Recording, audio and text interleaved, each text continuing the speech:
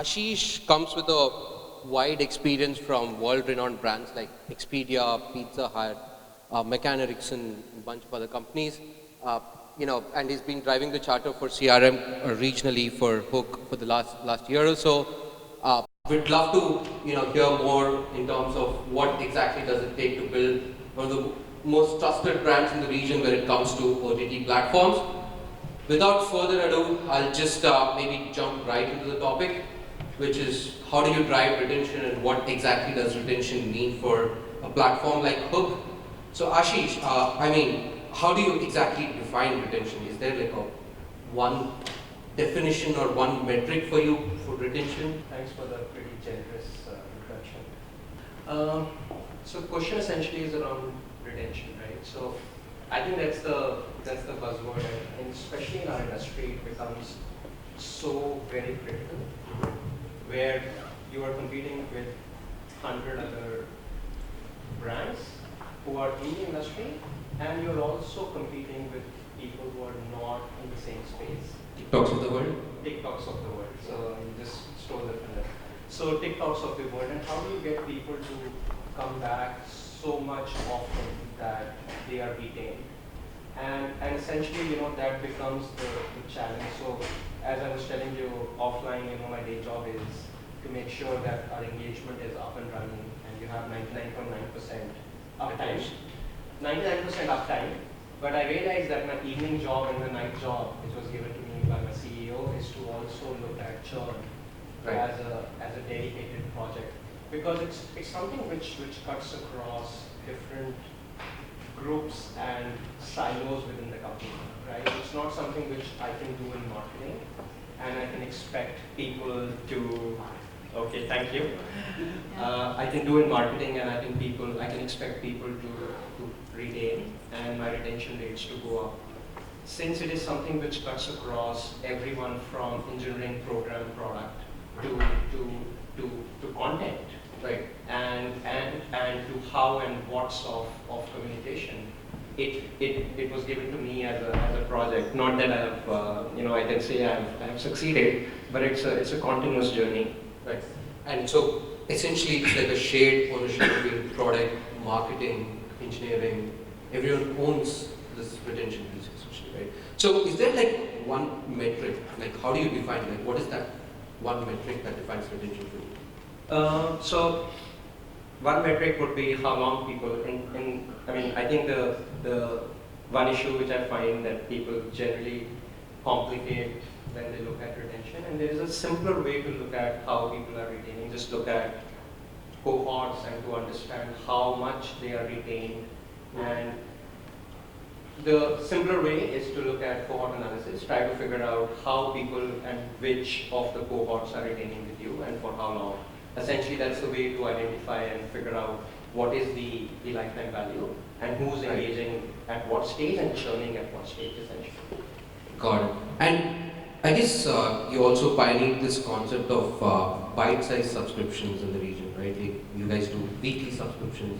Do you do daily subscriptions as well now? So we do daily, weekly, monthly. Daily, right? So, yeah, so daily, weekly, monthly, annual subscriptions, and then you've got this whole segment of free users. Correct. How do you sort of look at retention between this, at a very high level, between these 5 different cohorts? Okay, so clearly the people who are on recurring subscriptions and people who stay, they are the ones who stay with you the longest. I think they have bought in the brand proposition, they have bought into the content proposition that you bring in.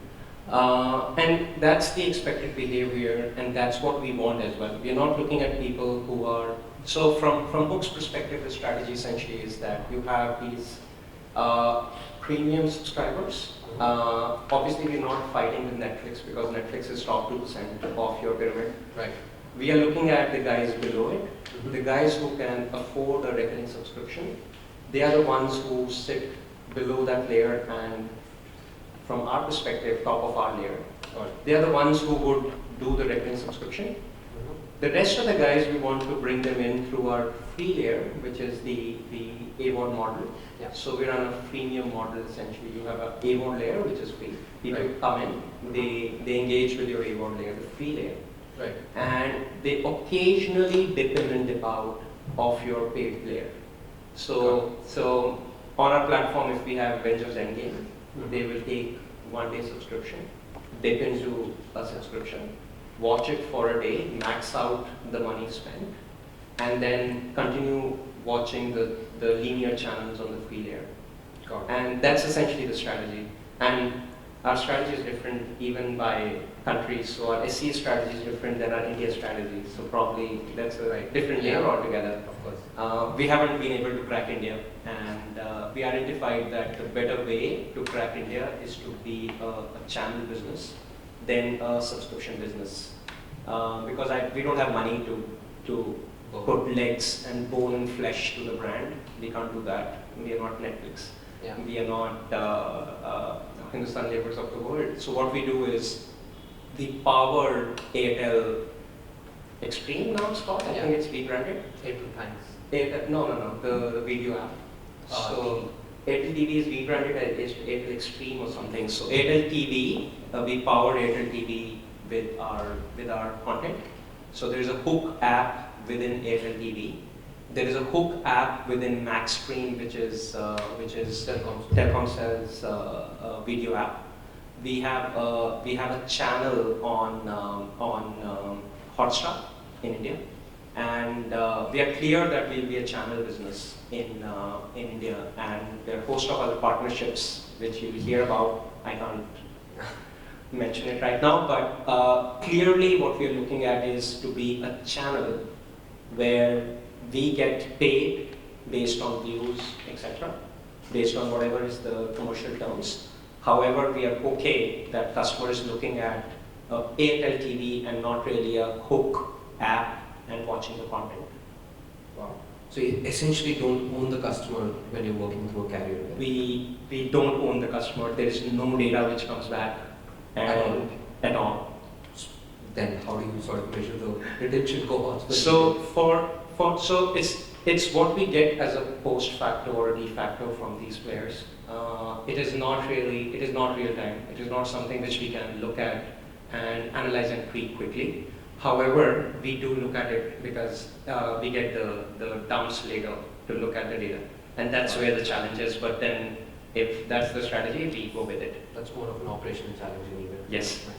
So moving on a bit in the life cycle of users, right? Essentially, how does your retention strategy vary for someone who's just installed the app versus someone who's been a free subscriber for a long time? You've been trying to convert them to a paid subscription. Are there any marketing interventions you do from your CRM team standpoint? Okay, so I think I'll break that into two parts. So from a LTV perspective, we don't look at them differently. For us, someone who has recently installed the app and someone who's stayed on or has app for 2 months, it doesn't matter to me. Right. So from a cohort perspective, I would look at how probably it would be a customer type. I'll have a cohort of a customer type. I'll have a cohort of the channel through which I subscribed or bought that customer. So I'll have different cohort views to understand how much of the LTV is coming from which customer type or from which source of acquisition. So Facebook would be a source of acquisition, or my digital GDNs of the world would be one source of acquisition. You would look at the LTV differently. Right. And that's the pitfall of a cohort analysis as well, because what would happen is you have to look at them independently. And if there are confounding variables, you're dead. There is no way you can look at the cohort. But I feel looking at a cohort view is the best way to really understand how and what of retention. Sure. So essentially, just to sum it up, you're primarily doing cohort analysis at an acquisition source level. Okay. And anything that you do at subscription type level as well? Yeah. So HOOQ comes with a legacy. If you remember the chat we were having. So HOOQ comes with a legacy of Singtel. Right. We were founded in a room within Singtel, and McKinsey guys made a presentation, and Singtel had money to spare. So they spared money for us. So that's how we started. So we come with a legacy of anyone from a telco business here? Okay, so we come with a legacy of SKUs and legacy of multiple SKUs, and that's where half my hair are gone, because I don't know how many SKUs we have in our company. We have hundreds and hundreds of SKUs. So that's one way of looking at it. So we do it by SKU level or a product group level, which is a typical way of how telco look at a customer. Overall retention. Yeah. Understood. And when I'm having conversations with a lot of marketers, right, the first thing we also try and advocate to the marketers is to identify that one aha moment first, right? So what is it that helps you retain the customers for a long time, right? So for instance, like for Facebook, it was that get them to add 20 friends. 7-friend rule. Yeah, exactly, right? So what is it for HOOQ first? Okay, so great segue. So I think there are rules and rules are rules, right? I personally feel that Facebook's rule is you get 7 friends. All of you know what's a Facebook rule? You get 7 friends in 10 days, and people stay with you. I don't know. I can't. Okay, so anyone knows the Netflix rule? Want to make a guess? Any guesses on Netflix? There's a Netflix rule as well. Okay, so if you are watching for 7 hours, you stay on the platform for 2 years. Interesting. Right. Now, my point is 7 hours of content. So there's no free content. Anyway, it's a paid link, right? So my point is 7 hours in X hours, or 7 hours total in their lifetime, or 7 friends in 10 days. Even if it's 7 friends in 12 days, you'll do just fine. I think the question essentially is that... reassuring. Yeah, it doesn't matter, right? It doesn't matter. I think we tend to overcomplicate things at times, looking at, hey, how do we find that 7-friend rule, right? It doesn't matter, right? You find you identify your rule, and just make sure that it percolates down to every department in the company, right? That's about it. The idea of 7-friend rule essentially is that I can explain to a janitor that what a 7-friend rule is. That's the idea. The idea is not to make anything else, right? So we came with 4 golden rules essentially for churn. Is it something you can share with the audience? Yeah, more or less, yes. Okay, I can share it with 3 of them. So the golden rules essentially we identified was that make someone watch something within 24 hours of coming on the platform. Make someone watch or see something new on the platform every day. So when they're coming on the platform or any channel they're engaging with, make sure that they are looking at a new piece of content every time, and save 20% of your customers. So biggest challenge with any OTT player is essentially the churn. Yeah. We are competing with TikToks of the world. We are competing with a movie theater. On HOOQ essentially what we do is you could do a subscription, paid subscription if you're rich enough. You could do a daily subscription. You could do a weekly subscription. You could do no subscription, watch on free layer. You could do a somewhere in the middle kind of a thing where you do no subscription, you just register and you pay for a ticket. Now ticket is something we call a transactional video on demand, TVOD, which is essentially Avengers Endgame. Come and just watch Avengers Endgame for $5. Google Movies does it, everyone does it. Yeah. So, and by far I'll do some marketing. We are the cheapest out there in terms of a movie rental. So our movie rentals are cheaper than Google rentals. So the point essentially is there are different models out there, but whatever is the rule, you identify that rule for yourself and stick to it. Right, and to be able to drive the customers down these paths of 4 golden rules or whatever it is that you have, do you have more of product-led interventions, or is it more of marketing interventions that you have? I think the challenge, or I would say the space and age we are in, the lines are thinning every day. Of course. Yeah. right? So the line between a marketing and a product and a program and engineering is thinning every day. We are, as I told you, we are doing implementation right now, right? Yeah. I have to wear the hat of a product guy and understand what he's thinking to be able to communicate in the right fashion at the right time. So the lines are thinning. So that's the reality, right? And if I have to, I can't thrust something down my product guy's throat till the time I show him the right data and the right approach, and then take it forward from there. Understood. And given the segment that you operate in, obviously content quality plays a huge role in driving retention and making the users come back. Like I mentioned, Avengers is a great example of making sure that the users come back to your app. But apart from the content and the content quality in itself, or maybe spread of content, what are some of the other things that have helped you influence your retention cohorts at a high level?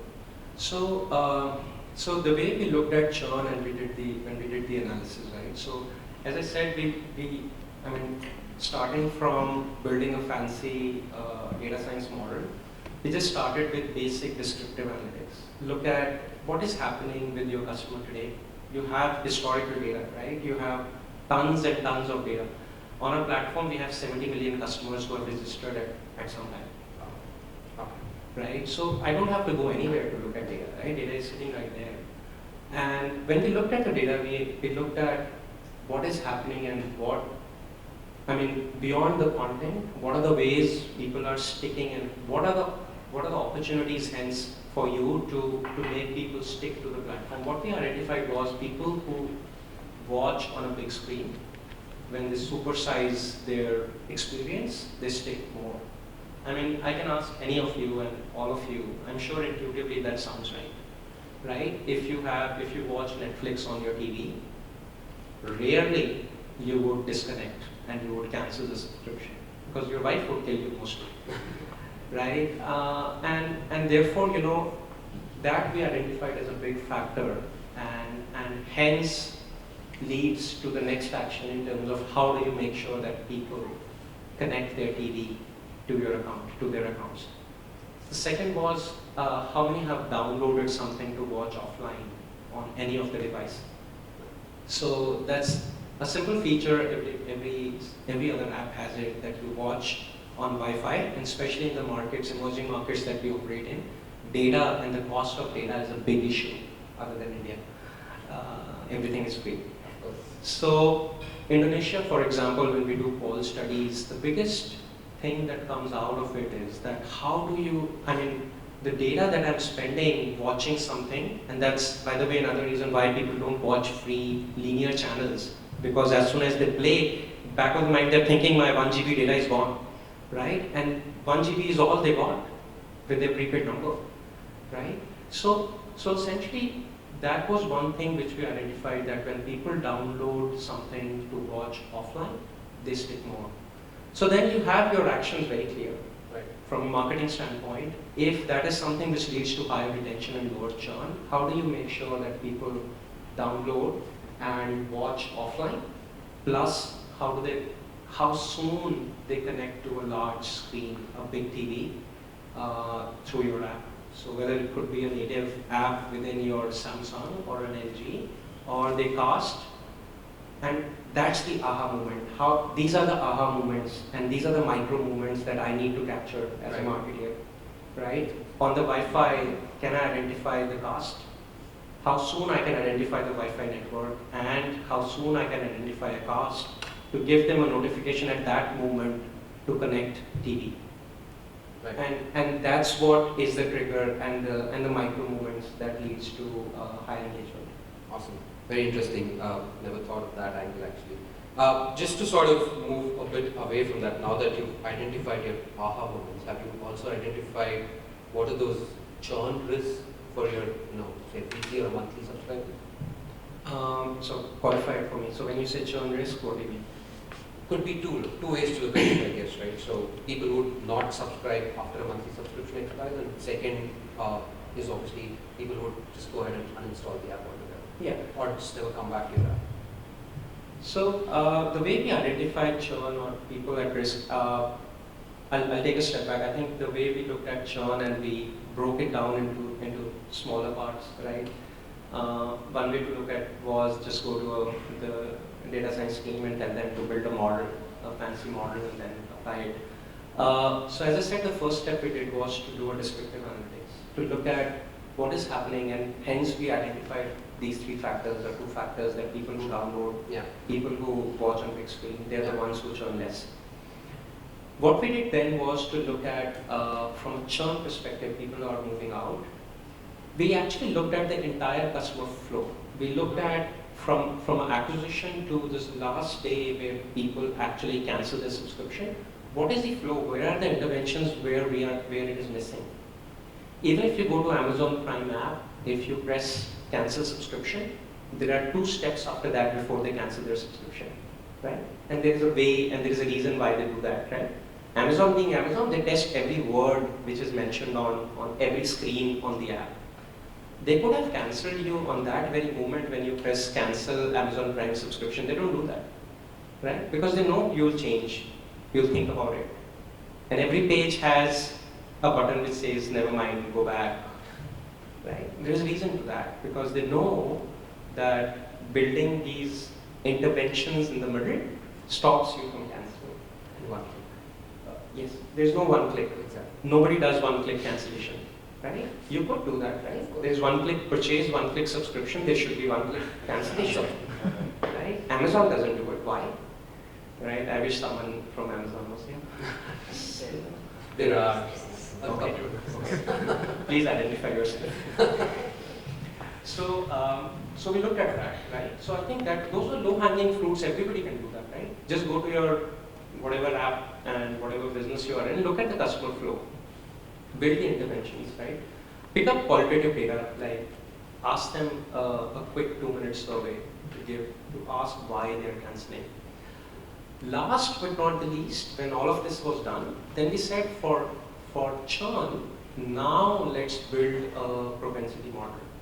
Identify this as a classification model and build something where you could score your subscribers, because you need to intervene at the right moment. Once he has cancelled, he's gone. There's hardly and very little chance that he'll come back. So the third and last was essentially to build a churn propensity model where we actually scored everyone, looked at and married it with a segment of subscriber, right? Basic segmentation, look at the frequency, look at the engagement data, what are the overall aggregate clicks for that subscriber or that cohort. Build essentially cohorts and segments, and then marry it with their churn propensity to see what offer you could give them and what are the best ways to bring them back and test. Awesome. I think in the interest of time, I'll just wrap it up with one last question. If you have one key takeaway for all the marketers and product folks who have joined us today, what would that be? I know it's a difficult one, but if you have one takeaway. I just said it, I think just simplify it. It's not a rocket science. Just simplify it, and I'm sure you'll find things right in front of your eyes to fix, to avoid and reduce churn. I'm sure they're sitting right in front of you. Just look at the data. Look at the data.